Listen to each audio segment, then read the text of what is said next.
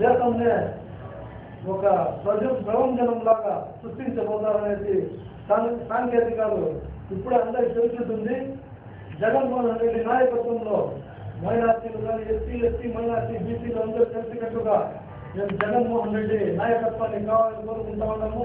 అదేవిధంగా ఈరోజు fee reimbursement ఈరోజు అమలు జరుగుతూ ఉందంటే అది దివంగత ముఖ్యమంత్రి వైఎస్ రాజశేఖర రెడ్డి గారి చదివే కాబట్టి ఈరోజు అది కూడా ఫీజు రియంబర్స్మెంట్ కూడా ఈ ప్రభుత్వం దాన్ని వచ్చి కొనసాగించకుండా చూసేదానికి ఎన్నో ప్రయత్నాలు చేస్తూ ఉంది. అది కానీ విద్యార్థుల యొక్క భవిష్యత్తును దృష్టిలో పెట్టుకొని ఈ పథకాన్ని కానీ ఈ ప్రభుత్వం ఆపివేస్తే విద్యార్థులతో మేమంతా కలిసి తీవ్రమైన ఆందోళన చేపడతాము. వైఎస్ఆర్ కాంగ్రెస్ పార్టీ తరఫున అందరూ కలిసికట్టుగా బంద్ చేస్తామని తెలియజేస్తున్నాము.